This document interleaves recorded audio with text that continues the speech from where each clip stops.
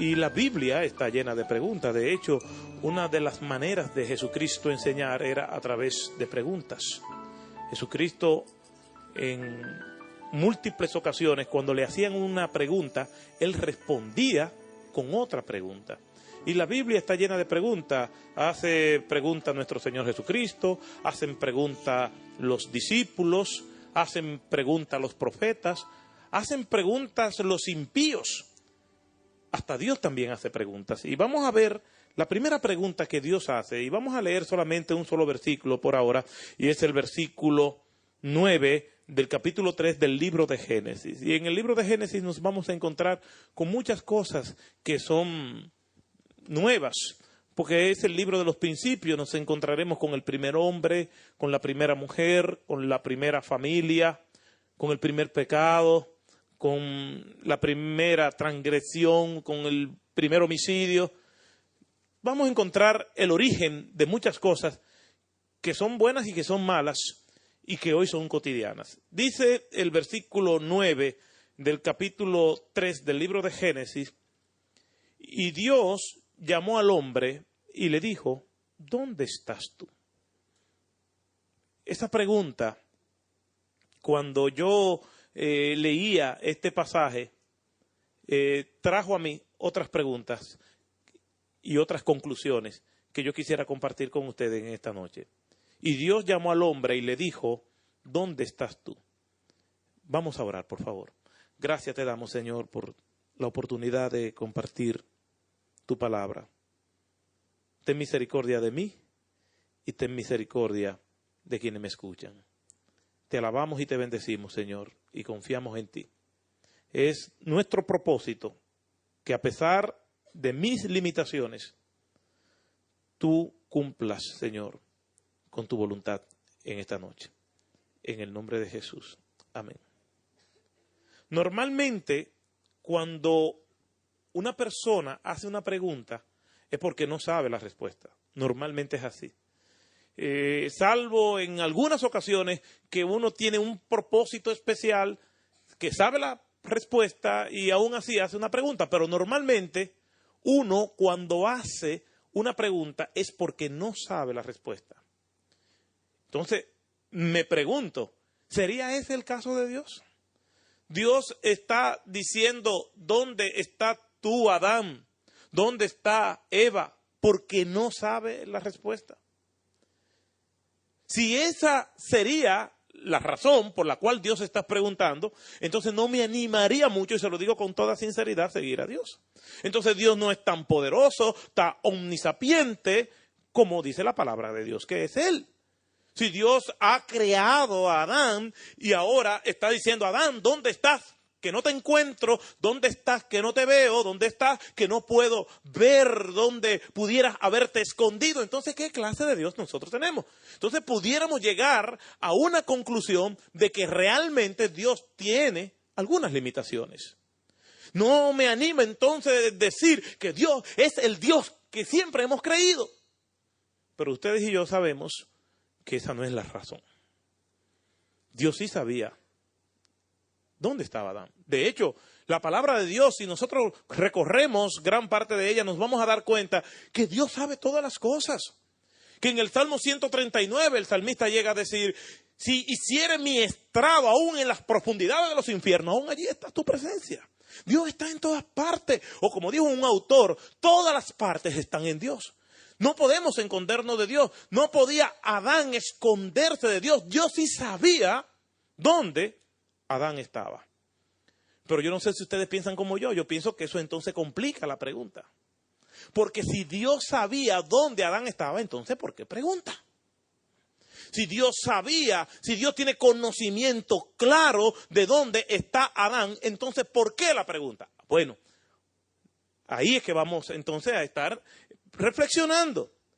Y una de las cosas que debemos saber es que la Biblia se escribe para nosotros que no estábamos allí, que no podemos hurgar entre los misterios de Dios y que entonces al ver episodios como estos, por conocer a Dios y conocer su palabra, podemos llegar a algunas conclusiones satisfactorias.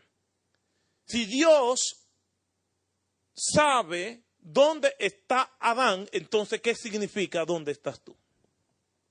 Y sobre esa pregunta, a esa pregunta, es que yo quisiera que nosotros dedicáramos el tiempo. ¿Qué tiempo? 2 horas, 3 horas, más o menos. Muy bien. Vamos a dedicar esto. Lo primero que yo veo en este pasaje es que el capítulo 3 del libro de Génesis nos describe la desobediencia de Adán y de Eva. Conscientemente ellos tomaron la decisión de romper aquel acuerdo que habían hecho con Dios. ¿Y dónde estás tú? Tiene una primera inferencia, tiene una primera conclusión, si así podemos llamarle, y es que de alguna manera u otra ellos habían rebajado la dignidad y la posición de privilegio que Dios le había dado en el Edén. Cuando nosotros vamos al capítulo 1 del libro de Génesis y nosotros nos damos cuenta cuáles eran las responsabilidades que ellos tenían y el elevado nivel de dignidad que ellos tenían como mayordomos del Edén, nos podemos dar cuenta que verdaderamente había una distancia abismal entre lo que ellos son ahora y lo que Dios quería que ellos fueran. El versículo 28 del libro de Génesis dice: y los bendijo Dios y les dijo: fructificad y multiplicaos. Y por ahí sigue Dios diciéndole el propósito para el cual ellos fueron creados y fueron puestos allí en el Edén. Le dicen fructificad y multiplicaos. Ellos tenían como propósito deleitarse como pareja. Ellos tenían como propósito multiplicarse y administrar toda la creación. Es extraordinaria posiciones. Qué privilegio tenían Adán y Eva de estar allí en el Edén. No eran los ángeles los que estaban administrando la creación. No eran los ángeles los que estaban disfrutando del deleite que ellos tenían como pareja. Eran ellos, una posición eminentemente privilegiada. Sin embargo, por causa del pecado, ahora vemos a Adán y Eva en el Edén escondiéndose y preocupándose por algo tan trivial como ponerse algo para cubrirse el cuerpo. Aquel tiempo que ellos debieron estar empleando para administrar la creación, para ocuparse en los asuntos a los cuales Dios los llamó, ahora tienen que preocuparse por algo tan irrisorio como los afanes por cosas cotidianas. Y es que el pecado lleva a la gente a la indignidad. No solamente está la rebelión en contra Dios, no solamente está romper y quebrar el pacto que hemos tenido con Dios, sino también las consecuencias que nos rebajan y nos hacen muchas veces peores que las bestias. Y allí están Adán y Eva preocupándose por algo que no debieron nunca preocuparse. ¿Dónde estás tú? Significa que ellos habían abandonado aquella posición de mayordomo para dedicarse a algo que realmente no era prioridad y que no estaba en los planes. Es que el pecado lleva a eso. Leyendo unas prosas de Elon Foster y que John MacArthur rescata, hablando acerca de lo que produce el pecado en la vida del ser humano. El abandonar esa posición de dignidad y de integridad que Dios quiere que nosotros tengamos, dice lo siguiente: ¿quién es el escolano canoso que cava la tumba del hombre? ¿Quién es la dama que se pinta y que se deja robar su virtud? ¿Quién es el homicida que destruye su vida? ¿Quién es la hechicera que primero engaña y luego condena su alma? El pecado. ¿Quién con aliento gélido arruina el florecimiento de la juventud, que rompe el corazón de los padres, que arrastra a los ancianos con tristeza de sus cabellos grises a la tumba? El pecado. ¿Quién, por una metamorfosis más horripilante que la imaginada jamás por Ovidio, cambia a sus niños afectuosos en víboras, a madres tiernas en monstruos y a sus padres en seres peores que Herodes, y que asesinan a sus propios inocentes? El pecado. ¿Quién es la Dalila que le canta al nazareo para dormirlo y abandona el fuerte de Dios en manos de los circuncisos? ¿Quién, por sonrisas alameras y mieles de adulación en su lengua, se para en la puerta para ofrecer los ritos sagrados de la hospitalidad, y cuando la sospecha se duerme, atraviesa traidoramente nuestro templo con una estaca? ¿Quién hace todas estas cosas? El pecado. nos lleva a arrastrarnos por las mazmorras de la vida. Es que el abandonar la posición que Dios nos ha dado nos lleva a eso. No es dignidad ver personas abriéndose las venas y quedando a merced de las drogas. No es dignidad. No es dignidad ver niños pidiendo por las calles. No es dignidad la injusticia social. No es dignidad la mala distribución de las riquezas. No es dignidad la corrupción política. Nada de eso es dignidad. ¿Pero qué causa eso? El abandonar el plan de Dios. El no hacerle caso a lo que Dios ha establecido. El estar conscientemente claros de que Dios tiene un plan y aún así darle la espalda. ¿Dónde está? Significa que Adán y Eva habían abandonado esa posición de privilegio que Dios le dio. Pero lo grande es que no solamente Adán y Eva abandonaron eso, sino que nosotros, que no somos mejores que ellos, también recurrentemente tenemos la tentación de abandonar esa posición que Dios nos ha dado. Tenemos la tentación de darle la espalda a Dios, por lo menos yo lo he hecho y lo he hecho muchas veces. Sabiendo conscientemente lo que Dios tiene para mi vida, sabiendo lo que Dios ha revelado en su palabra, aún así he pasado por episodios oscuros de mi vida donde le he dado la espalda a Dios y he dejado la mayordomía del ministerio para irme a arrastrarme en las callejuelas del pecado. He pasado por episodios así. ¿Dónde estás tú? Significa que es la voz de Dios llamándonos en el lugar donde Él nos puso y que nosotros hemos abandonado. ¿Dónde estás tú? Es la voz de Dios retumbando, diciéndome, mi hijo, mi hija, ¿dónde estás? ¿Dónde está tu ministerio? ¿Dónde está la responsabilidad que delegué en ti? ¿Dónde está tu pasión por hacer mi voluntad? Eso significa ¿dónde estás tú? Por la gracia y por la misericordia de Dios, mi corazón no se endureció tanto como para nunca volver a escuchar la voz de Dios, sino que mi corazón tenía algo de Dios todavía. Y escuchando esa voz de Dios, no quedé con otra opción que decirle, Señor, aquí estoy. Y por su gracia todavía me mantengo. No por mis méritos, sino por la insistencia de la gracia de Dios, que todos los días me dice, ¿dónde estás tú? Yo le digo, Señor, estoy aquí todavía. Y el Señor me dice, amén, Otto, qué bueno. Todos los días, a cada momento, varias veces al día, esa voz de Dios me dice, ¿dónde estás tú? Yo, Señor, aquí estoy. No es que vamos a escuchar esa voz anual. O los domingos, ¿dónde estás tú allá? Y los domingos nos arrepentimos y venimos, Señor, aquí estoy, muy dolidos, y se nos olvida. No, a todos los días, a todo momento, al compás de los latidos de nuestro corazón, aquí estoy, Señor. ¿Dónde estás tú? Tiene una segunda razón, y es que Dios siempre toma la iniciativa de buscarnos. De buscarnos. No solamente cuando estamos perdidos, sin esperanza y nos trae a salvación, sino aún cuando ya tenemos la salvación. Dios siempre toma la iniciativa.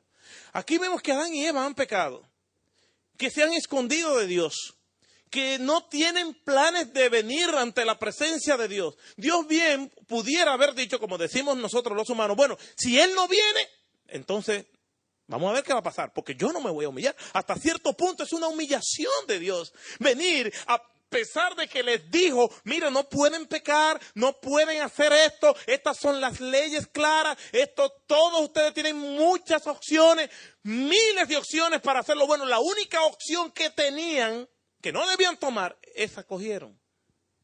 En el tiempo nuestro tenemos muchas opciones para agradar a Dios y tenemos muchas opciones para desagradarle. Adán y Eva tenían todas las opciones para agradar a Dios. Solamente había una opción que no podían tomar.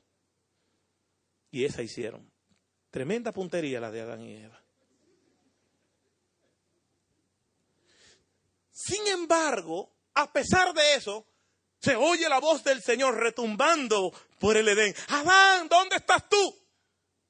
Es Dios que toma la iniciativa. Es Dios que dice, déjame ir a buscar a mi hijo que ha pecado. Déjame ir a buscar a estos que ya comenzaron a darme dolor de cabeza. Déjame ir a buscarlo. Es esa soberanía de Dios espontánea, grandiosa, que nos cubre. Dios no espera que nosotros vengamos delante de Él. Él toma la iniciativa y nos hace el llamado. Primero, cuando estamos perdidos en pecado, porque no tenemos la capacidad de darnos cuenta de quién es Dios y lo que Él quiere para nosotros. Dice la palabra de Dios que no hay justo ni aun uno, que no hay quien entienda, que no hay quien haga lo bueno, que no hay quien busque a Dios. Qué arrogantes somos cuando decimos, no, porque cuando yo estaba buscando de Dios. Bueno, está bien, estábamos buscando de Dios, pero cuando yo comencé a pensar que estaba buscando de Dios, es porque hace rato ya Dios me estaba buscando a mí. Porque ninguno de nosotros pudimos llegar a Cristo si Él primero no comenzó a trabajar en nuestros corazones. Y aquí está Dios una vez más, mostrando su espontaneidad amorosa, diciéndole a Adán y Eva, ¿dónde estás tú? Pero Adán y Eva habían abandonado la comunión. Pero Dios toma la iniciativa de buscarlo. Ese es el carácter de Dios. ¿Y cómo Dios nos busca? ¿Cómo Dios toma esa iniciativa? Cada vez que abrimos la palabra es Dios tomando la iniciativa. Cada vez que alguien nos habla de Cristo es Dios tomando la iniciativa. Cada vez que tenemos la oportunidad de alabarle y entramos a la presencia de Dios y corremos por los pasillos del cielo, es que hace rato ya Dios estaba allí. Dios es el que toma la iniciativa para restaurarnos. Por eso el apóstol Pablo en Romanos capítulo 12 nos dice en el versículo 1, os ruego por las misericordias de Dios que presentéis vuestro cuerpo en sacrificio vivo, santo y agradable a Dios. Pablo no apela a otra cosa que no sea esa misericordia de Dios derramada y que se manifiesta en la espontaneidad que él tiene de tomar la iniciativa. Si hay algo que yo me asombro de la grandeza de Dios, de las personas de Dios, es esa iniciativa que Dios tiene para buscarme aun cuando yo no merezco nada. Dice la palabra de Dios que por la misericordia de Jehová no hemos sido nosotros consumidos.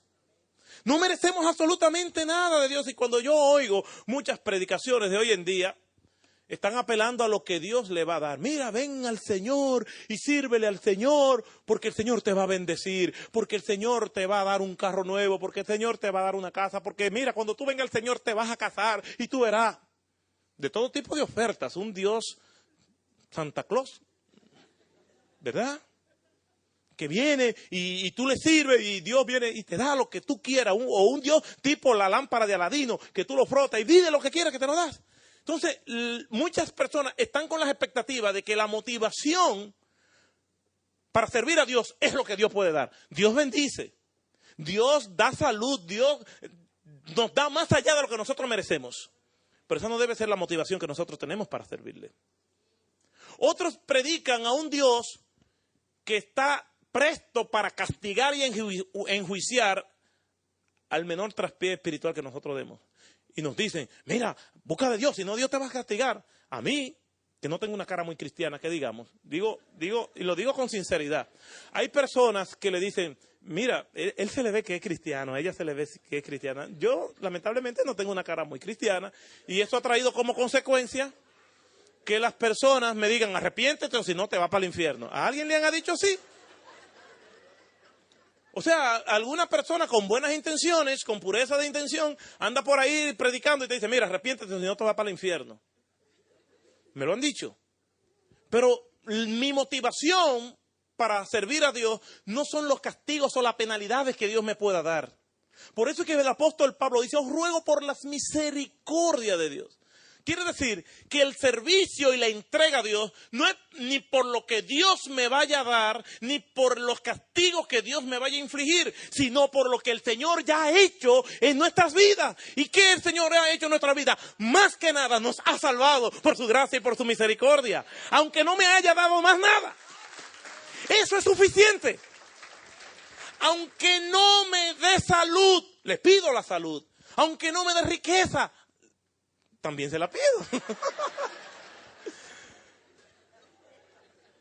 Me hicieron una pregunta en días pasados que yo espero de mi hija y de la otra que viene. Y yo le dije, y lo digo con toda honestidad, a mí me gustaría que mis hijas fueran las mejores estudiantes. Me gustaría que tuvieran buena salud. Me gustaría que fueran buenas profesionales. Me gustaría que vivieran con un nivel de vida con dignidad. Me gustaría cuando llegue el tiempo que se encontraran un buen hombre. Pero por sobre todas las cosas, lo que yo quiero es que mis hijas sirvan a Dios. Eso es lo que yo quiero, eso es lo que yo anhelo. Que tengan al Señor como el amo y el propietario de sus vidas. Con la salvación que Dios nos ha dado, no necesitamos más nada. Con eso es suficiente para nosotros estar por la eternidad, dándole gracia y honra al Señor por lo que Él ha hecho, por salvarnos. ¿Quién puede darnos eso? Por eso es que cuando veo que Dios pregunta, ¿dónde estás tú? Una vez más veo la muestra de esa gracia y esa misericordia de Dios. ¿La merecían Adán y Eva? No la merecían. Pero aún así, Dios en su amor viene y manifiesta su carácter buscándolo a ellos. Entonces, cuando nos preguntamos qué significa ¿dónde estás tú?, nos damos cuenta que ¿dónde estás tú? Significa que Adán y Eva habían abandonado esa posición de dignidad. En segundo lugar, significa que Dios es quien toma la iniciativa siempre de buscarnos. En tercer lugar, de las 173 inferencias que vamos a ver en esta noche, nos damos cuenta que Adán y Eva habían abandonado la comunión con Dios. Miren lo que dice más adelante cuando Dios le pregunta a Adán, dime, Adán, ¿y quién te enseñó que estaba desnudo? Versículo 10, dice Adán, oí tu voz en el huerto. ¿Y qué dice? Y tuve miedo. Aquella voz de Dios que antes acariciaba el alma de Adán y Eva, ahora produce miedo. Aquel Dios que antes era su compañero, su amigo. ¿Ustedes se imaginan lo que era esa perfecta comunión de Adán y Dios cuando no había pecado? Imagínense si nosotros tenemos momentos gloriosos, extraordinarios, que decimos como los discípulos, vamos a hacer una enramada y vamos a quedarnos acá. Que podemos entrar en la misma presencia del Señor y contemplar su belleza y su grandeza. Imagínense lo que era para Adán estar en el huerto y hablar de ahí con Dios. Enfrentarse a esa teofanía de Dios cuando todavía no había una caída, a un pecado que pudiera manchar. Porque a pesar del pecado nosotros tenemos una extraordinaria comunión con Dios, aunque sea por espejo oscuramente, pero eso es suficiente para nosotros. Nos deleitamos en eso. Imagínense lo que era para Adán. Estar allí frente a Dios. Pasar horas, el tiempo no importaba. No tenía Adán que irse a prepararse para el día anterior, para el día posterior, que tengo que preparar los niños, que tengo que dar un informe, que me voy de viaje. No, ahí estaba Adán hablando con Dios y deleitándose en la presencia del Señor, sin importar el tiempo. Porque la presencia del Señor lo llena todo. Cuando entramos en esa presencia del Señor, el tiempo no debería de contar. Porque para Dios no importa. Entonces a nosotros debe importarnos lo que a Dios también le compete. Sin embargo, esa voz de Dios que deleitaba el alma de Adán, ahora causa miedo. ¿Por qué? Porque se había roto la comunión. El Dios que era amigo de Adán, ahora se ha convertido en un extraño. Yo no sé si a usted le ha pasado que tenía alguna amistad con alguien y pasó el tiempo y de repente se encuentra con esa persona y como que no hay nada que hablar. O tenemos amistades o personas que no tienen los mismos intereses nuestros, que el único propósito de nosotros estar con ellos es darle testimonio y hablarle de Cristo, pero después de ahí no hay más nada. ¿Por qué? Porque no hay comunión. O personas que antes estaban en los caminos del Señor y servían al Señor con un gozo. Y ahora la voz de Dios le causa miedo también. ¿Por qué? Porque se rompió la comunión. Cuando se rompe la comunión, nos convertimos en extraños. Cuando se rompe la comunión en una pareja porque hay dificultades en el matrimonio, se convierten en dos extraños durmiendo en la misma cama. Como pastores, tenemos que hacer visitas. A veces yo tengo que ir a casa de algunos hermanos, otros hermanos que conozco, otros que no conozco bien, pero se dan situaciones que hay que a veces ir a casa de alguien. Y hay hermanos que no conozco bien. y se planifica una cita y voy a la casa y cuando me abren, ¡ay, es el pastor! Y yo oigo que adentro como que están recogiendo cosas y se están moviendo rápido. Y cuando me abren la puerta es la señora de la casa, ¡ay, pastor, perdóneme! Y comienza a poner disculpas, aunque yo no sabía que usted iba a llegar tan pronto. La voz es la misma voz de la hermana y del hermano que he visto en la iglesia, pero la cara no se me parece, porque la veo totalmente en su estado natural, el pelo como Don King, y entonces me pide mucha disculpa porque ella no ha pasado por ese proceso de metamorfosis antes de llegar a la iglesia. ¿Es o no es? Pasan por un proceso de metamorfosis. Y entonces, después de rato digo, sí, es ella. No se me parece, pero es ella. Tengo que visitar hermanos con los cuales tengo mucha confianza. Y ahí ni siquiera tengo que llamar. Cuando toco, ¿quién es? Es el pastor. ¡Pasa! No, nadie me va a abrir la puerta. Y me llaman, ven, entra para acá. Y puede estar sin camisa, esto, y ven, entra, no hay problema. ¿Por qué es esa dinámica? Porque cuando hay confianza, uno se presenta tal y como es. Cuando hay intimidad, uno se presenta tal y como uno es, sin poses, sin máscaras. Adán había cambiado, no Dios. Por lo tanto, Adán tenía miedo de presentarse delante de Dios tal y como él estaba en esas condiciones. No era aquel Adán sin pecado, ya el pecado había entrado en su vida, en la vida de Eva, y ya no le deleitaba la comunión con Dios. No se gozaba en estar en el Señor. Y muchas veces podemos estar en la iglesia y tenemos algunas alertas que pueden sonar en nuestras vidas. Cuando ya yo veo que me estoy enojando por todo lo que el pastor puede decir, cuando los cánticos no son los cánticos que me llenan, cuando comienzo a criticar el culto, cuando veo que no me saludan y entonces me enojo por ello, son señales de alerta de que algo no está andando bien. Todo el que se va de una iglesia, todo el que abandona la comunión, es porque le hicieron algo. Cuando usted le pregunta, sí, yo iba a la IBI y me fui porque el pastor me pasó por el lado y no me saludó. La iglesia ha crecido mucho, el pastor se ha vuelto un poco orgulloso. Pero ¿tú has visto algo? No, pero mire, yo lo siento. Ahí es.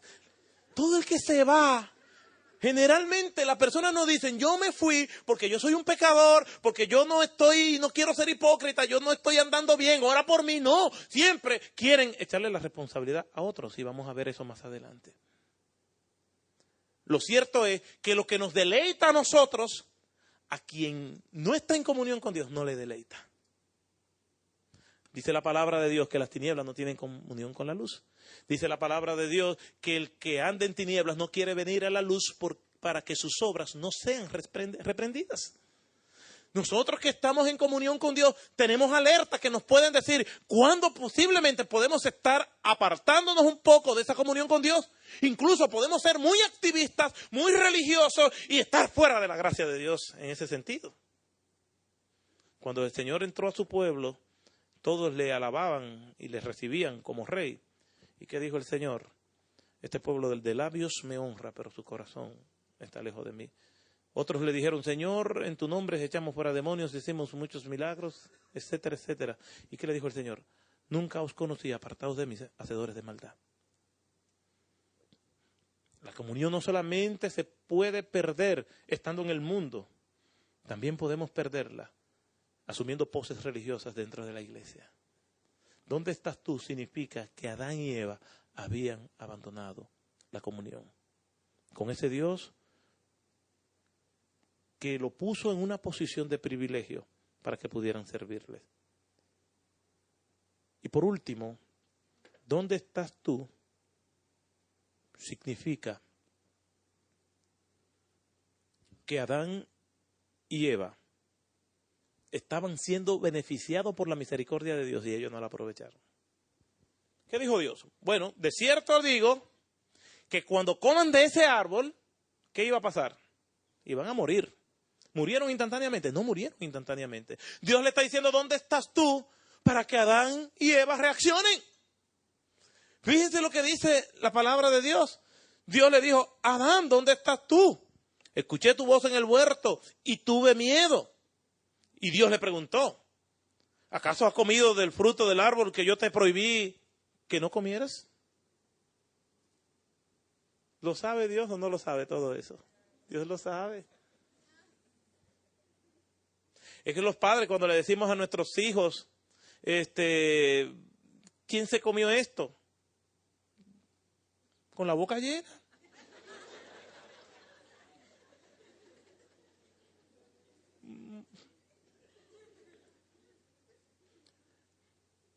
Teníamos, ya no lo hacemos, ya no compramos eso porque eso no es saludable. Pero antes, cuando no teníamos conciencia de que eso, teníamos calditos de eso de pollo y eso tiene una envoltura como dorada, muy bonita. Y nuestra hija, cuando estaba creciendo, eso le llamó la atención y vino y se tiró uno creyendo que era un chocolate. Y yo la vi. Y dije, ¿qué tienes en la boca? Y yo vi que ella, que fue un poco más clarita, que es un poco más clarita que yo vi como la temperatura y el color iba subiendo así. Y lo primero que rompió las compuertas del sudor fue una gota de sudor solitaria que se desprendía. Y después ahí yo la veía sudando. ¿Pero qué pasa? ¿Te comiste algo? Pero yo lo sé. Dios le está diciendo a Adán, Adán, ¿y dónde estás tú? Hoy estuvo en el huerto y tuve miedo. Pero la construcción del texto lo que nos indica es que Dios descubrió dónde Adán estaba. No fue que Adán espontáneamente, sí, aquí estoy, Señor. No, Adán, ¿y quién te enseñó que estabas desnudo? Que está intentando cubrirte. ¿Qué fue lo que pasó? ¿Comiste del árbol que yo te dijera que no comieras? Dios lo sabe todo. Dios lo que está demostrando misericordia con Adán. Mis hermanos, esto era para que Adán dijera, Señor, sí, yo pequé. Señor, Eva, ven para acá. También Eva pecó. Nosotros hemos violado el pacto que tú hiciste con nosotros. Desobedecimos. Pero Señor, sabemos que lo que merecemos es la muerte. Es tu prerrogativa matarnos. Si quieres matarnos, mátanos antes de que yo termine de hablar. Pero si en tu gracia y en tu misericordia quieres darnos una nueva oportunidad, si en tu gracia y en tu misericordia tú quieres darnos el chance de nosotros volver y enmendar esto, viviendo en integridad, guardando tu pacto, apelamos a esa gracia y esa misericordia tuya. Probablemente la historia hubiera sido otra. La palabra del Señor dice, venid a mí trabajados y cargados que yo os haré descansar. Acercaos confiadamente al trono de la gracia y haréis gracia y misericordia para el oportuno socorro. Si confesaron vuestro pecado, Él es fiel y justo de perdonar nuestros pecados y limpiarnos de toda maldad. Dios, antes de ser un Dios condenador, es un Dios que restaura, es un Dios que sana, es un Dios que nos da oportunidades. Todos nosotros estamos aquí porque Dios nos ha dado múltiples oportunidades, no una, múltiples oportunidades nos ha dado Dios. Por eso estamos aquí. Si no, no. Ese amor de Dios que no podemos comprender, que insiste en amarnos. ¿Qué hemos hecho para que Dios nos ame tanto? Pecar. Y mientras más pecamos, más nos ama. Ahora, tengan cuidado, hermanos. No es el pecado el que se va al infierno. Somos nosotros. Son los humanos los que van al infierno. Pero Dios nos ama. ¿Qué podrá separarnos del amor de Dios? O angustia, o desnudez, o peligro, o espada, lo alto, lo profundo, lo presente, o el porvenir, o ángeles, o principados. Nada podrá separarnos del amor de Dios que es en Cristo Jesús, Señor nuestro. Dios lo que está demostrando misericordia con Adán. Pero Adán reaccionó de otra manera. Adán, ¿y por qué comiste de ese fruto? ¿Sabes la respuesta de Adán? La mujer que tú me diste. Yo estaba bien solo. Yo te pedí mujer. Ese es en el lenguaje de Otto, ¿no? La mujer que tú me diste, dice Adán. Le está echando la culpa no solamente a Eva. ¿Quién es responsable? Dios, fuiste tú que me la diste. De ahí en adelante, el ser humano siempre tiene la tendencia de culpar a otros por sus hechos. De huir de las responsabilidades. Cuando confrontamos a alguien, no hemos terminado la confrontación, cuando ya está la otra persona elaborando la respuesta de lo que va a dar. La tendencia de nosotros es justificarnos siempre. Y la única justificación que tenemos es en Cristo Jesús. Fuera de ahí no hay nada. Pero eso no fue lo que dijo Adán. Adán, cuando Dios le hizo a Eva, Adán se volvió un poeta. Y dijo una poesía hermosísima. Es una poesía realmente, porque la forma en que está escrita en el original es un poema que Adán dijo cuando Dios le creó a Eva. Génesis capítulo 2, verso 23. Adán no conocía el concepto mujer, pero él sabía que eso que le pusieron al lado era bueno. De hecho, dice la Biblia en los titulares de la creación, en el capítulo 1, terminando en el versículo 31, y vio Dios que todo lo que había hecho era bueno en gran manera. No sabemos cómo era Eva ni cómo era Adán, pero a Adán le gustó Eva. O sea, los solteros que están siempre pidiendo, Señor, yo la quiero así, de esta manera. No, mire, Dios tiene mejor gusto que nosotros. Si Dios ha creado los tulipanes, si Dios ha creado los lirios del valle, que Salomón con toda su gloria se vistió como uno de ellos, ¿no va a tener Dios el buen gusto de darle el compañero y la compañera que cada uno necesita? Yo sé que muchos solteros ya en edad casadera no están muy de acuerdo con eso. Yo le dije a los solteros en un retiro que tuvimos en nuestra iglesia de adultos solteros, miren, déjense de estar, porque ahí la moda de yo lo quiero así, lo quiero de esta manera, lo quiero así. Fírmame ahí, Señor. Como una orden de compra, ¿no? Y no es así. Yo aprendí que yo no le doy órdenes a Dios. Y toda esta teología aberrada que anda por ahí ha convertido a Dios en el siervo y a nosotros en los amos. Donde todo lo que yo le pido a Dios, Dios tiene que dármelo. Yo lo que he aprendido es afirmar yo y decirle al Señor, pon ahí lo que tú quieras, Señor. Porque la voluntad de Dios es buena, agradable y perfecta. Yo tengo una amiga que cuando éramos adolescentes, ella quería un hombre con ciertas especificaciones, ciertas medidas, color, estatus económico, nivel de coeficiencia. Pero una cosa que en Bélgica a lo mejor le aparezca algo así, pero aquí no aparece. Con el paso del tiempo ella fue quitando requisitos. Y hoy ella dice, Señor, que sea hombre, aunque no sea muy buen cristiano. Adán, cuando vio a Eva, dijo, esto es hueso, aunque le parezca raro, esto es un poema, esto es hueso de mi hueso y carne de mi carne. Le gustó, alabó el nombre de Dios, se convirtió en poeta cuando vio a Eva, le gustó. Quedó encantada, quedó absorto viendo la belleza de Eva, diciendo, wow, Señor, gracias. Pero cuando entra el pecado, ahora le dice a la mujer que tú me diste.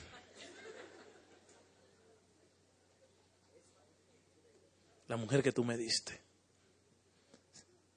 El pecado hizo que a Adán se le olvidaran las poesías, el romance, la consideración.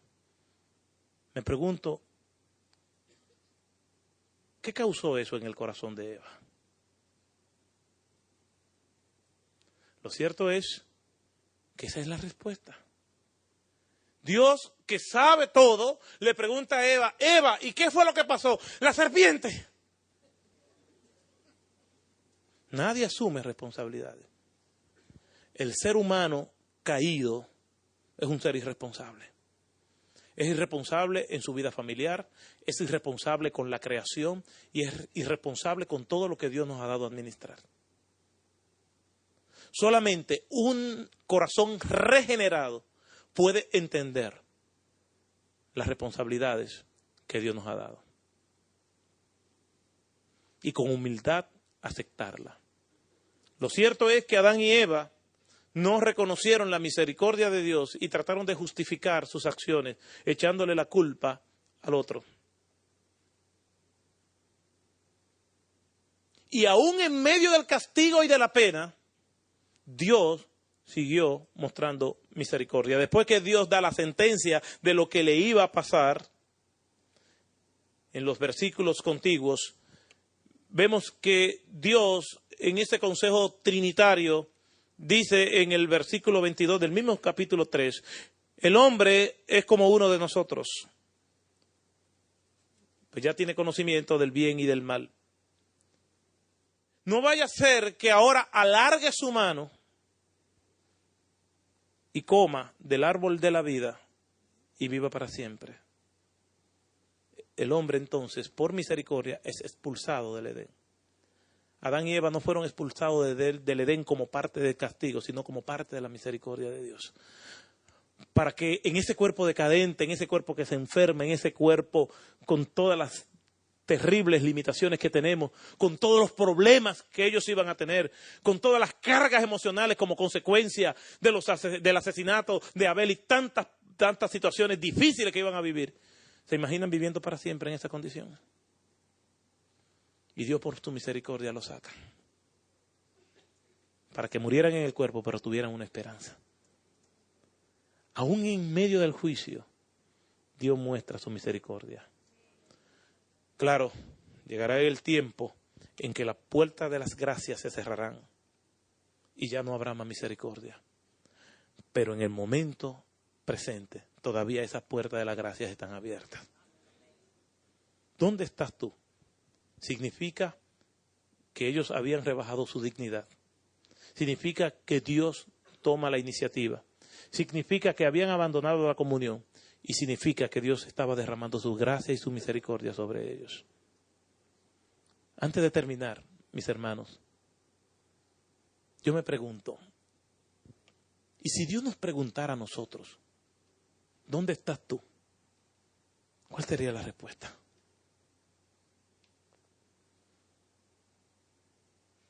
Piensa por algunos minutos. Si Dios te preguntara ahora, ¿dónde estás tú? ¿Cuál es tu posición con Dios ahora? Es posible que podamos decir, bueno, Señor, yo soy maestro de la palabra, de escuela bíblica. No es eso. Bueno, Señor, lo que pasa es que yo canto. No, no es eso. Lo que pasa es que soy misionero. No, no es eso. ¿Dónde está tu corazón con relación a mí? El infierno está lleno de maestros, de misioneros, de personas que probablemente hicieron muchas cosas por Dios, pero nunca le conocieron. ¿Dónde estás? Yo no sé dónde estás. Dios sí lo sabe. Pero antes de terminar, quisiera dar algunos consejos para evitar caer en lo que cayeron Adán y Eva. En primer lugar, nunca dudemos de la palabra de Dios, ni de sus promesas, ni de sus advertencias. Cuando pecamos, estamos dudando de la palabra de Dios. Estamos dudando de que acarreamos disciplina fuerte de parte de Dios. Y Dios disciplina. El tema de la disciplina de Dios y de los juicios de Dios no se predica hoy en día mucho. Pero Dios es el mismo ayer, hoy y por los siglos, que castiga y disciplina a todo aquel que le recibe por hijo, y el que no es disciplinado viene a ser bastardo y no hijo. Dios es un Dios que se aira. Dice la palabra de Dios que la ira de Dios viene sobre los hijos de desobediencia. Cuando yo peco, yo probablemente estoy dudando que Dios dijo que Él va a cumplir eso. No dudemos de lo que Dios ha dicho. La palabra de Dios es verdad y tenemos que ser santificados en esa verdad, como practicándola. No dudemos de la palabra de Dios, no dudemos de las promesas que Él nos hace. No dudemos de que lo que tenemos es suficiente. Estamos completos en Cristo. No tenemos que estar buscando señales para reforzar nuestra fe. La palabra de Dios debe ser suficiente. Como dice la palabra, mi copa está rebosando. Que la palabra de Dios rebose en nuestras vidas. Que cada vez que oigamos la voz del enemigo podamos responder como Jesús respondió en el desierto. Escrito está. No dudemos de esta palabra de Dios.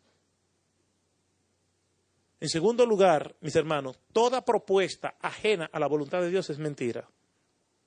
Satanás promete mucho y no da nada. No es que da poco, no da nada. ¿Qué hacemos con 2 o 3 minutos de placer y una eternidad de dolor?